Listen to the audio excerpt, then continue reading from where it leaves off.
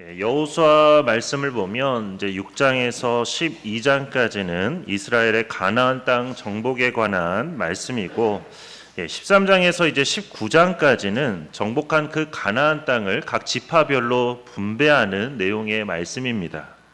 이처럼 하나님께서 주신 약속, 아브라함 때부터 가나안 땅을 주겠다고 약속하셨던 그 약속의 말씀이 이렇게 성취가 된 것입니다.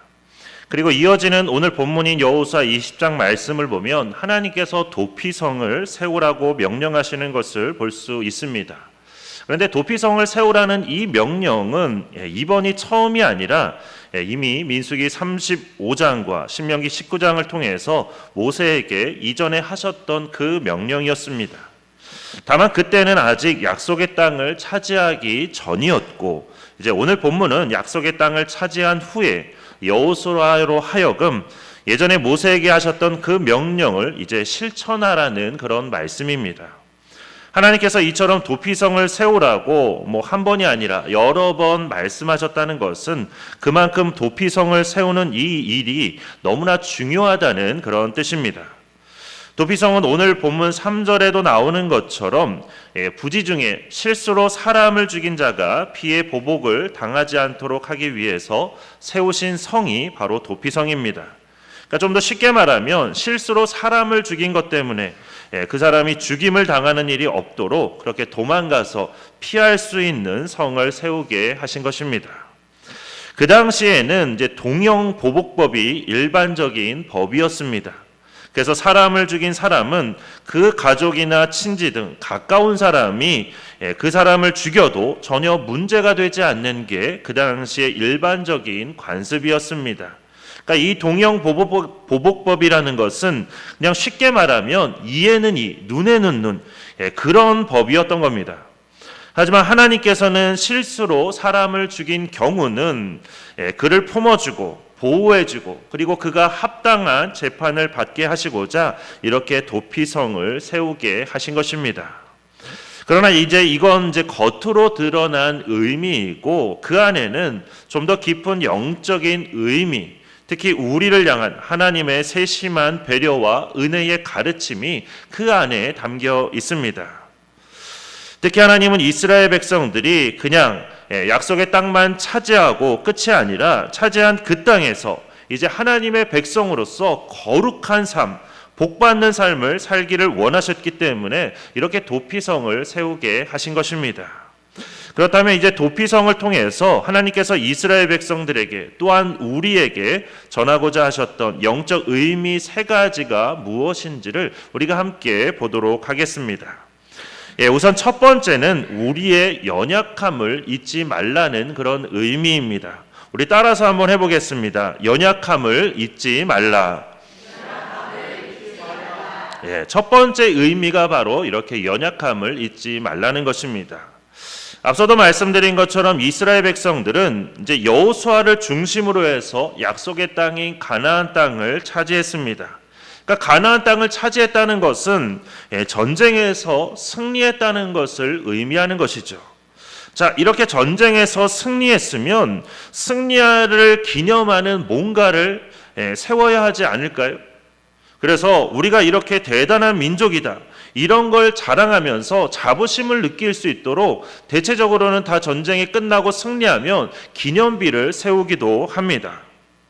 그런데 하나님께서는 그런 기념비가 아니라 오히려 도피성을 세우라고 명령하셨습니다.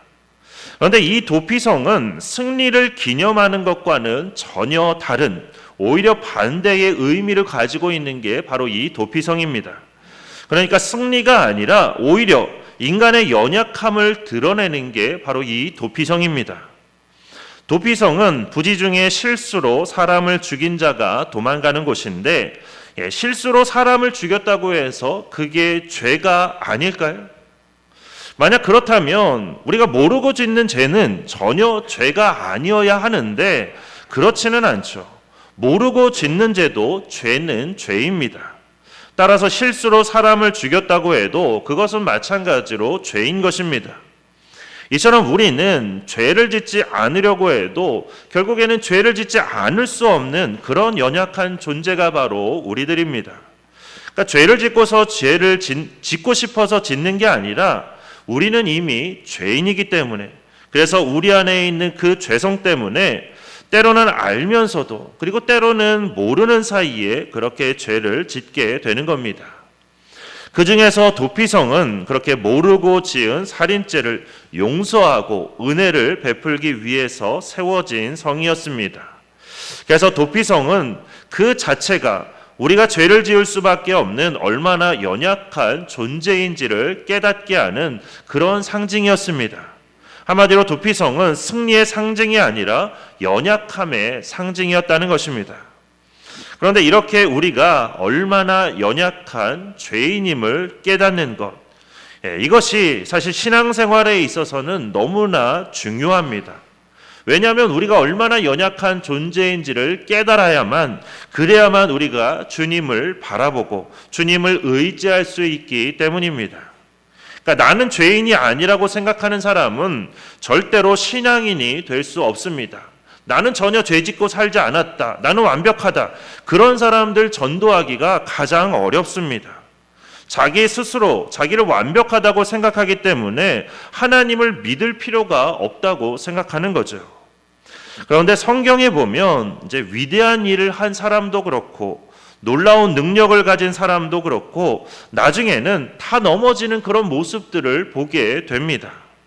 오히려 사도 바울처럼 자신의 연약함을 고백하며 오직 주님만을 자랑하는 사람, 그런 사람들이 끝까지 믿음 안에서 승리하는 모습을 우리가 보게 됩니다. 그렇게 이스라엘 백성들도 마찬가지로 약속의 땅에서 끝까지 그렇게 복을 받는 삶을 살기 위해서는 자신들의 연약함을 깨닫고 날마다 하나님만을 바라보며 의지하는 그런 삶을 살아야 했습니다. 도피성은 바로 그걸 깨닫게 하고 그걸 돕기 위해서 세워진 성이었습니다. 그런가 하면 도피성 가운데 있는 영적인 의미 두 번째, 이제 첫 번째는 연약함을 깨닫게 하는 것이고 두 번째는 어떤 삶의 자세로 살아야 하는가에 대한 가르침입니다. 다시 말해서 하나님께서는 이스라엘 백성들이 피의 보복자가 아니라 하나님의 은혜를 전하는 자들이 되기를 원하신다는 뜻입니다. 우리 따라서 해보겠습니다. 은혜를 전하는 자가 되라. 그렇죠. 두 번째는 바로 은혜를 전하는 그런 삶을 살라는 의미입니다. 부지 중에 일어난 실수라고는 해도 내 사랑하는 소중한 가족을 또는 친지를 우리가 잃게 된다면 사람은 주로 동일하게 보복하고 싶은 그런 마음이 생기기 마련입니다. 게다가 도피성을 세우도록 명령받은 그 당시에는 이미 엄청난 전쟁을 치른 다음이었습니다. 그러니까 가나안 땅을 정복하기 위해서 이미 많은 전쟁을 치른 후였죠. 전쟁을 통해서 수많은 사람이 죽고 죽이는 그런 일들을 경험했습니다. 한마디로 죽음과 가까운 삶을 살아왔다는 것인데 이렇게 죽음을 늘 가까이 하다 보면 사람이 죽고 죽이는 일에 무감각해질 수 있습니다.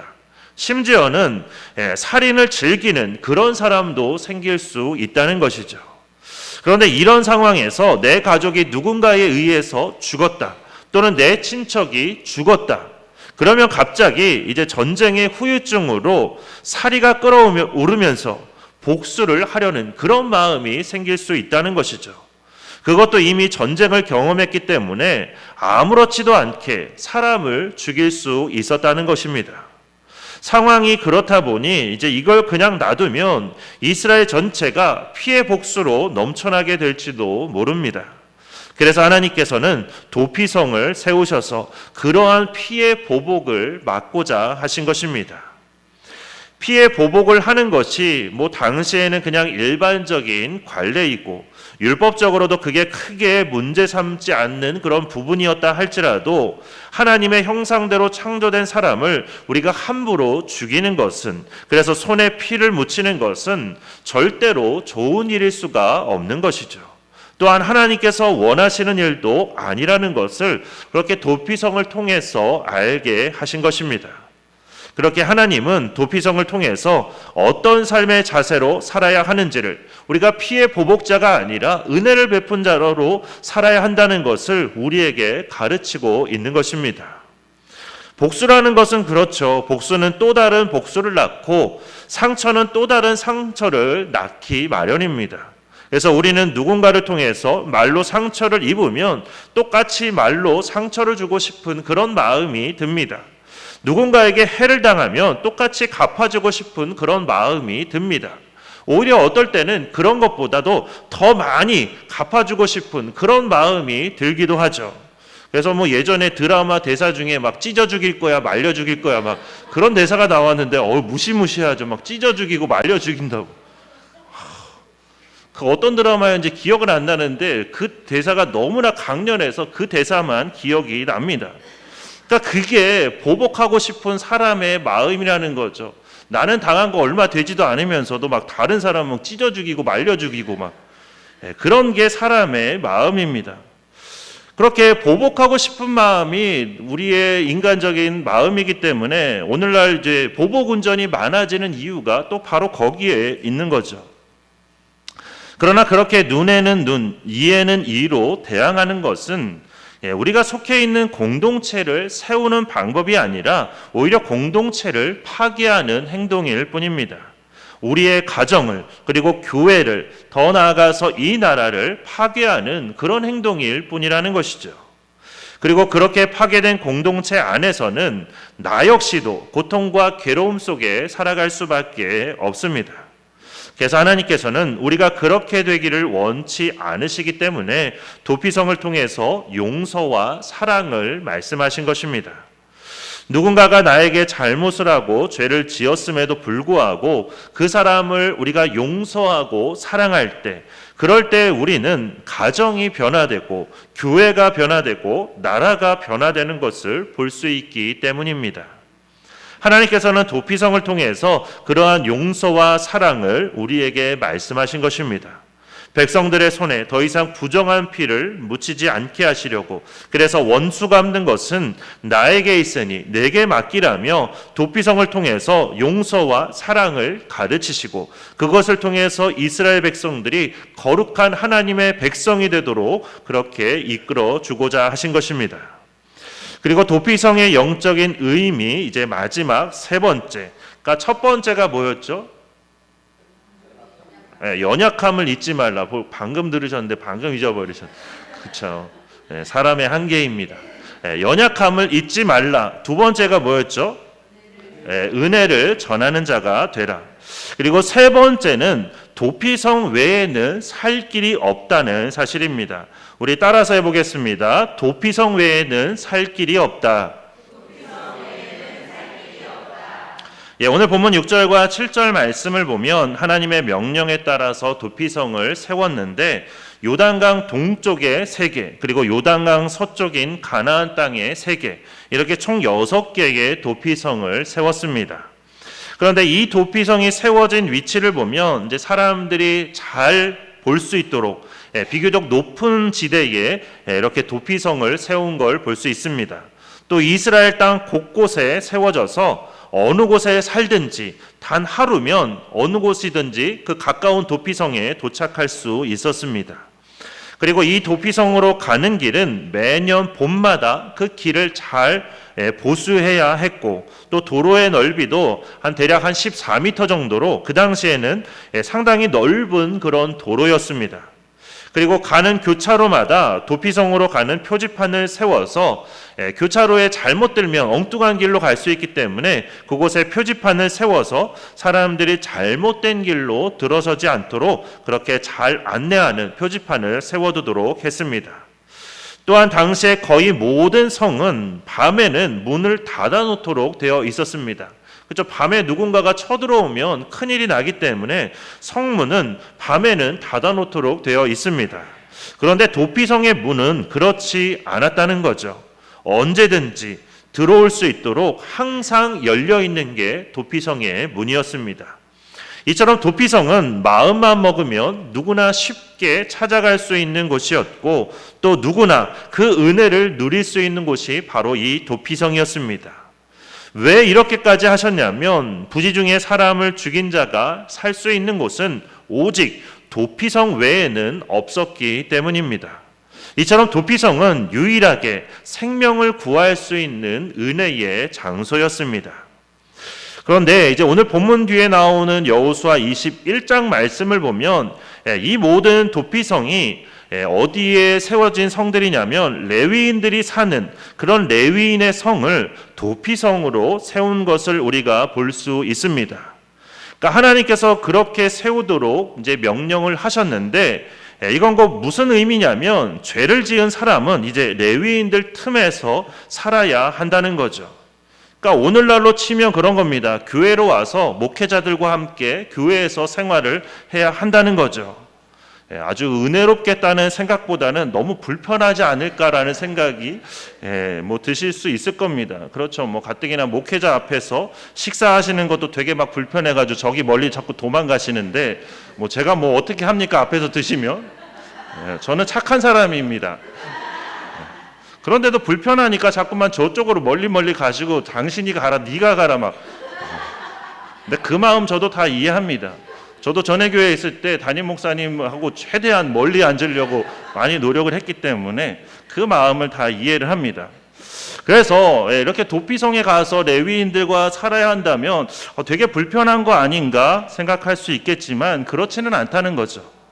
이건 하나님 안에서 사는 것이기 때문에 그래서 오직 하나님만이 우리의 피난처가 되시고 도움이 되신다는 것을 깨닫게 하는 것이기 때문에 더 깊은 은혜의 자리라고 할 수 있습니다.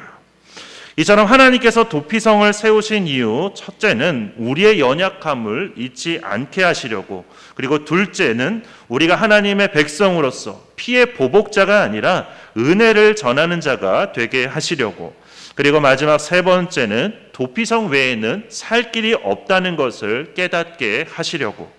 이 세 가지가 바로 하나님께서 도피성을 세우신 영적인 의미입니다. 그런데 이미 아마 눈치를 채신 분도 계실 겁니다. 그렇죠. 이럴 때는 눈치를 못 챘어도 챈 것처럼 딱 이렇게 해야죠. 당당하게 딱 쳐다보면서. 자, 이 도피성을 세우신 그 세 가지 의미는 바로 하나님께서 예수 그리스도를 이 땅에 보내신 그 의미와 같습니다. 그럴 수밖에 없는 게 이 도피성은 예수 그리스도의 십자가를 미리 보여주는 예표이기 때문입니다.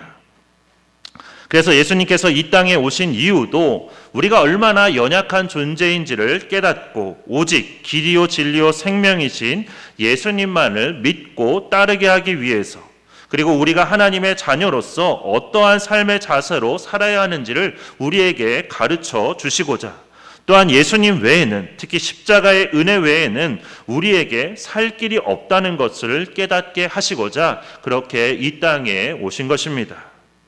이처럼 도피성의 은혜는 예수 그리스도의 십자가 은혜를 미리 보여주는 예표였습니다. 그래서 도피성으로 피한 사람은 6절 말씀을 보면 대제사장이 죽으면 그때는 자유롭게 고향과 집으로 귀환할 수 있었습니다. 그러니까 왜 그러냐면 대제사장의 죽음이 모든 죄를 사해주기 때문입니다. 그러니까 이건 역시 우리의 영원한 대제사장이신 예수님을 예표하는 것입니다. 곧 예수님의 십자가 죽음으로 우리의 모든 죄가 다 용서가 되고 이제는 다시 천국으로의 귀환이 우리에게 허락이 되었다는 뜻입니다. 이처럼 놀랍게도 하나님께서는 이 도피성 제도를 통해서 이 땅에 오실 예수님을 미리 보여주신 것이고, 이 도피성 제도를 통해서 진정한 십자가의 뜻이 무엇인지를 우리에게 미리 말씀해 주셨다는 것이죠. 또한 대제사장의 죽음과 함께 죄인들이 고향과 자기 집으로 귀환할 수 있었듯이 우리 또한 예수 그리스도를 우리가 믿음으로 영접하고 또 예수님의 죽음을 우리가 나를 위한 죽음으로 받아들이게 될 때, 그때 우리는 누구든지 그리고 어떤 죄를 지었든지 단순히 살인죄에만 국한되는 것이 아니라 그 어떤 죄인도 모두 다 영원한 천국으로의 귀환이 허락된다는 뜻입니다. 우리가 우리의 본향인 천국으로 돌아갈 수 있는 근거, 바로 그 근거가 이 도피성 제도 안에 담겨 있다는 것이죠. 도피성인 이처럼 십자가를 통해서 우리에게 보여주신 하나님의 사랑과 용서를 예표하는 그런 자리였습니다. 그런데 사실 도피성은 모든 살인자를 다 받아주고 용서해주는 그런 자리는 아닙니다. 3절 말씀처럼 부지 중에 실수로 사람을 죽인 자들만 받아주고 용서해주는 곳이었습니다. 그래서 신명기 19장 11절과 12절 말씀을 보면 만약 미워하는 마음 때문에 악의적으로 살인을 한 사람, 이제 그 사실이 드러나게 되면 그 사람이 도피성으로 피했을지라도 그 성의 장로들이 그 사람을 보내서 그를 거기서 잡아다가 보복자의 손에 넘겨주게 하라고 그렇게 말씀하셨습니다. 이처럼 악의적으로 살인을 한 사람은 도피성에 와도 그렇게 용서받을 수는 없었다는 것이죠. 이처럼 도피성은 오직 실수로 사람을 죽인 자만을 받아주는 그런 장소였습니다. 하지만 십자가의 은혜는 다르죠. 누구든지 나를 위해 죽으신 예수님을 믿기만 하면, 그리고 그 모든 죄를 다 회개하고 다 품에 안아주시고 영원한 생명의 길로, 영원한 하나님의 나라로 이끌어주시는 그 주님만을 바라보고 의지하면, 그러면 누구나 구원받을 수 있기 때문에, 그렇기 때문에 도피성과 비교하면 십자가의 그 은혜가 얼마나 큰지를 우리가 잘 알 수 있습니다. 우리가 받은 십자가의 은혜는 이렇게 놀라운 것입니다. 도피성은 비교도 안 될 만큼 놀라운 것입니다. 그렇게 우리는 날마다 십자가의 은혜를 우리가 깨달을 뿐만 아니라 십자가의 은혜로 살아가야 하는 것입니다. 죄인인 내가 은혜를 받은 것처럼 다른 사람에게도 은혜를 베풀어야 하는 것이죠. 가정에서도, 교회에서도, 그리고 사회에서도 우리가 서로에게 은혜를 베풀며 나누어야 하는 것입니다. 도피성이 그렇게 살인자를 품어서 살려준 것처럼, 그리고 예수님의 십자가가 우리의 죄를 씻어주시고 우리를 살리신 것처럼, 이제는 우리도 생명을 살리는 삶을 우리가 살아가야 하는 것입니다. 이게 바로 예수님을 따르는 삶이고 이 시대의 도피성으로 세움받은 우리가 감당해야 될 일인 것입니다. 그렇게 지난 수요일부터 우리가 사순절이 시작이 되었고, 오늘은 사순절 첫 번째 주일을 우리가 함께 보내고 있는데, 부디 이번 사순절을 통해서 하나님께서 도피성을 세우신 이 세 가지 이유이자 또 예수님께서 이 땅에 오신 그 세 가지 의미를 우리가 더 깊이 묵상하는 우리가 되기를 바랍니다. 그래서 첫 번째로 나의 연약함을 깨닫고 오직 주님만 바라보고 의지하는 우리가 되기를, 그리고 두 번째로 주님의 크고 놀라우신 은혜를 받은 자로서 이제는 우리가 피해 보복자가 아니라 원수를 갚는 사람이 아니라 은혜를 전하는 우리가 되기를, 그리고 마지막 세 번째로 주님만이 우리의 유일한 도피성임을 우리가 기억하며 길이요 진리요 생명이신 주님만을 믿고 따르는, 그리고 주님만을 전하는 우리 모두가 되기를 주님의 이름으로 축원합니다. 이제 주신 말씀 우리 생각하면서 주는 완전합니다 함께 찬양하고 우리 기도하도록 하겠습니다.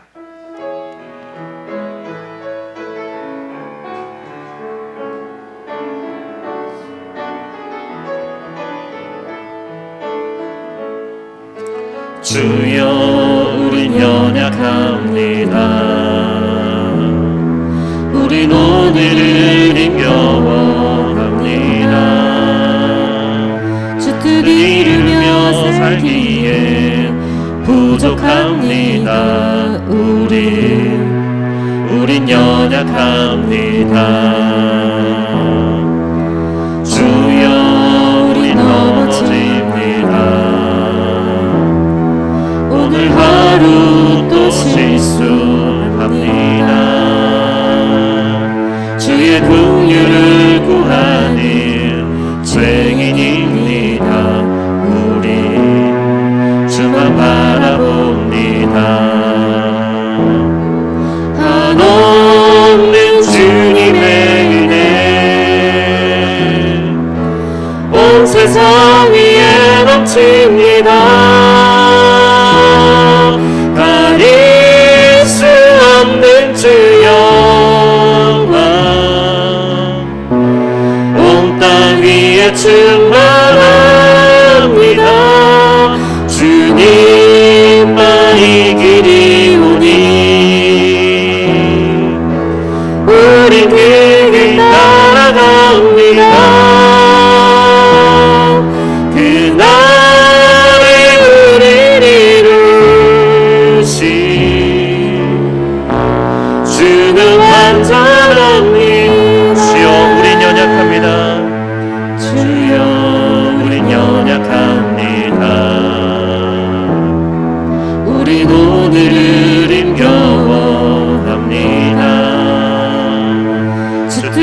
이루며 살기엔 부족합니다. 우린 연약합니다. 주여 우린 넘어집니다. 오늘 하루 또 실수합니다. 주의 긍휼을 구하니 죄인입니다. 우리 주만 바라봅니다. 한없는 주님의 은혜 온 세상 위에 넘칩니다. 가릴 수 없는 주 영광 온 땅 위에 충만합니다. 주님만이 길이 오니 우린 그길 따라갑니다. 그날에 우리를 이루신 주는 완전합니다. 한없는 주님의 은혜 한없는 주님의 은혜 온 세상 위에 넘칩니다. 가릴 수 없는 주 영광 온 땅 위에 충만합니다. 주님만이 길이 오니 우린 그길 따라갑니다. 그날에 우리를 이루신 주는 완전합니다. 이 시간 우리 기도할 때 이렇게 기도하겠습니다. 도피성을 세우신 그리고 예수 그리스도를 이 땅에 보내신 그 세 가지 의미를 우리가 기억하며 기도할 수 있기를 바랍니다. 그래서 우리의 연약함을 깨닫게 하여 주시고 오직 주님만 바라보며 의지하는 우리가 되게 해주시기를, 또한 주님의 은혜를 받은 자로서 우리가 이제는 더 이상 피해 보복자가 아닌 은혜를 전하는 자로 살아가는 우리가 되도록, 그리고 마지막으로 오직 주님만이 유일한 도피성이요 그리고 구원의 길임을 기억하며 우리가 길이요 진리요 생명이신 그 주님만을 믿고 따르는, 그리고 주님만을 전하는 그런 우리가 되게 해달라고 이 시간 우리 주여 한번 크게 외치고 통성으로 기도하겠습니다. 주여! 사랑이 많으신 하나님 아버지, 오늘도 귀하고 복된 주일 저희들을 불러주시고 하나님의 말씀을 듣고 그 말씀에 의지해서 함께 기도할 수 있도록 인도해 주심을 감사드립니다. 하나님, 오늘 우리에게 주신 말씀처럼 도피성을 세우신 그 의미를, 그리고 예수 그리스도를 이 땅에 보내신 그 세 가지 의미를 우리가 잘 기억할 수 있도록 인도하여 주시옵소서. 하나님, 그래서 우리의 연약함을 깨닫게 하여 주시옵소서. 우리가 스스로 얼마나 부족한 존재인지, 얼마나 연약한 존재인지를 하나님 우리로 하여금 깨달아 알게 하여 주시옵소서. 그래서 이제는 오직 주님만 바라보며 주님만 의지하는 우리가 될 수 있도록 주님 인도하여 주시옵소서. 하나님, 이렇게 또한 우리가 주님의 은혜를 받았기에 하나님 주님의 은혜를 받은 자로서 이제는 피해 보복자가 아닌 은혜를 전하는 우리가 되도록 인도하여 주시옵소서. 그래서 하나님, 이제는 원수를 갚고자 하는 것이 아니라 하나님 우리가 받은 그 은혜를 기억하며 그 은혜를 한 사람이라도 더 전하기를 힘쓰는 우리가 될 수 있도록 주님 인도하여 주시옵소서. 하나님, 또한 우리가 늘 잊지 않게 하여 주시옵소서. 오직 주님만이 우리의 유일한 도피성이요 구원의 길임을 우리가 기억할 수 있도록 인도하여 주시옵소서. 그래서 우리의 삶이 길이요 진리요 생명이신 주님만을 믿고 따르는 삶이 되게 하여 주시옵소서. 주님만을 전하는 우리가 될 수 있도록 인도하여 주시옵소서. 하나님, 지금 우리가 사순절 기간을 보내고 있습니다. 이 사순절 기간 동안 이 세 가지 의미를 더욱더 깊이 하나님 우리가 되새기면서 주님 앞에 더욱더 아름다운 모습으로, 주님이 원하시는 모습으로 변화되어 나아가는 우리가 될 수 있도록 인도하여 주시옵소서. 그래서 이 사순절을 더 뜻깊게 보내는 우리가 될 수 있도록 인도하여 주시옵소서. 우리 가운데 역사하여 주시옵소서.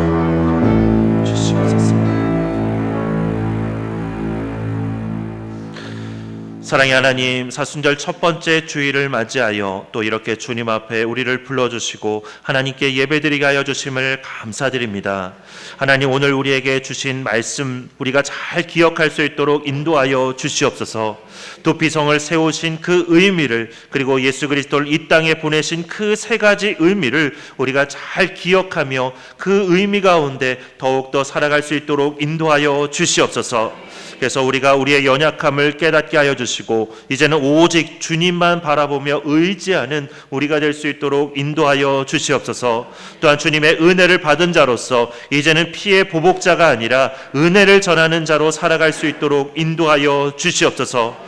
또한 오직 주님만이 우리의 유일한 도피성이요 구원자이심을 기억하며 길이요 진리요 생명이신 주님만을 믿고 주님만을 따르는, 그리고 주님만을 전하는 우리가 될 수 있도록 인도하여 주시옵소서. 사순절 기간 동안 이 세 가지 의미를 우리가 더 깊이 되새기며 더욱더 뜻깊은 사순절이 될 수 있도록 인도하여 주시옵소서. 이끌어 주실 줄 믿고 감사드리며 예수 그리스도의 이름으로 기도드립니다. 아멘.